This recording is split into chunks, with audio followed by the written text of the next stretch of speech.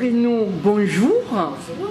Et merci de nous accueillir aujourd'hui dans cette belle salle de peinture à Saint-Léon, à Salon de Provence, où tu exposes, et on t'en remercie. Merci à toi. Alors là, c'est un peu le thème Jean de Florette, me semble-t-il. Oui. Si j'ai des bonnes informations, c'est un livre de Marcel Pagnol, Oui. un écrivain régionaliste qui est né en Provence vers 1895. Il a écrit son roman Jean de Florette vers 1963. Et il traite de quoi ce livre? Eh bien, de tout ce qui est la vie en Provence, bien sûr, de tous les jours, et des personnages, bien sûr, provençaux. D'accord. Alors, cette histoire, c'est un peu un thème dans le milieu rural, provençal, qu'on dit peut-être après la Première Guerre mondiale, après 1914-1918. Okay. Et c'est un milieu qui est un peu particulier. Oui. Ce milieu rural, tu peux nous en parler un peu? C'est un milieu rural de gens simples, de Provence, bien sûr, avec la particularité de chacun, d'ailleurs. Et comme on voit sur ce qu'il nous a donné comme image et que j'ai essayé de reproduire dans mes tableaux, bien sûr, dans mes couleurs, dans mes formes. Oui, ce milieu rural, on dit que c'est un milieu rural pour lequel la terre occupe une place importante, la terre. La terre, oui. La terre, dans le Jean de Florette, c'est un peu quelle place? C'est surtout la place du peuple, hein. C'est populaire, c'est tel qu'il était à cette époque-là. Et toi, la terre, qu'est-ce que ça représente pour toi, Odette, la terre?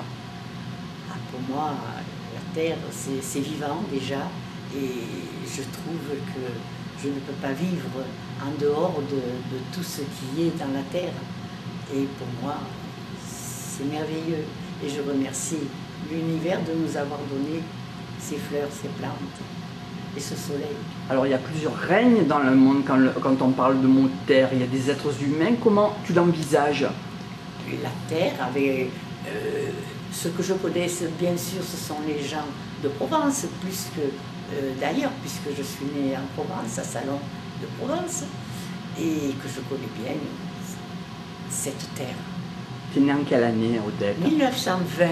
D'accord. C'est les années folles. Ah, les années folles, oui. C'était les années particulières. Après la guerre. Après la guerre, c'est un essor économique, oui, le Charleston et tout ça. Essor. À cette époque-là, les gens étaient heureux d'être vivants après la guerre. Oh ben, ils arrivent, ils sont deux à ramasser les tomates là. Il y en a un et il y en a deux qui ramassent les tomates du livre de Jean de Florette que nous avions ce jour-là. Il nous avait dit, ben, on va faire un petit peu tout un travail de Jean de Florette, et voilà. Chacun faisait un peu ce qu'il voulait. La deuxième personne, c'est qui? C'est sa femme? C'est qui? De Jean de Florette? Ouais.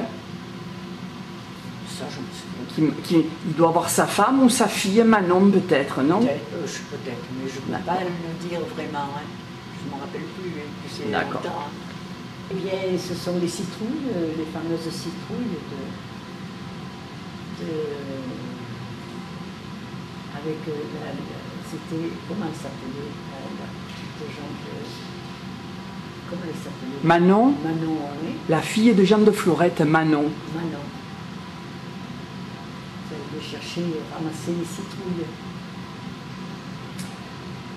Le temporel et l'intemporel, il y a un peu peut-être un passage dans l'art brut. Qu'est-ce que tu en penses? Quelque chose qui se fiche et quelque chose qui est dynamique. Qu'est-ce que tu en penses, Odette? Moi, je trouve que l'art brut, c'est personnel. C'est le reflet de l'âme de la personne qui essaie de mettre quelque chose sur du papier, avec des couleurs, des formes, et c'est instinctif. C'est un travail tout à fait instinctif et dans ce qu'on a en soi pour représenter l'objet, la forme, la personne, le personnage, comment il est habillé, tout est dans la tête et dans le cœur. D'accord. Le matin de l'âme, est-ce que ça te parle? Le fait d'avoir un éveil à la joie dans la peinture. Qu'est-ce que tu en penses, Odette?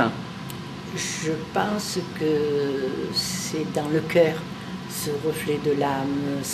C'est un sentiment qui nous vient du plus profond de notre être. Le printemps de la vie, quand on voit qu'il y a un renouveau dans les saisons, par exemple quand on voit les citrouilles, que ça repousse presque toutes les années, qu'est-ce que tu en penses de ce printemps de la vie, de ce cycle qui se termine jamais? C'est magnifique. C'est vrai que le printemps de la vie, nous l'avons, si on prend garde à notre âme, de l'avoir jusqu'à la fin de notre vie. Il y a une question en philosophie qu'on se pose. Est-ce que l'être humain, il peut stagner ou l'être humain, il peut évoluer? Qu'est-ce que tu en penses? Moi, mon humble avis, on peut évoluer dans la sérénité, dans la joie de vivre et du remerciement de la vie qui nous donne le sens à la vie. Le sens à la vie. La vie, c'est carrément un mot. La vie, merci. Merci. Merci à la vie. Eh bien, c'était le moment où elle allait chercher les fleurs, les citrouilles, et c'était une désolation de voir que ça n'allait pas. Il manquait de l'eau, ça poussait pas bien, c'est ça que tu veux dire? Certainement. La terre en Provence est Sèche. Le soleil trop chaud. Nous, on est dans le sud de la France, et c'est un peu ce qu'on appelle, entre guillemets, chez les paysans, la guerre de l'eau. Voilà.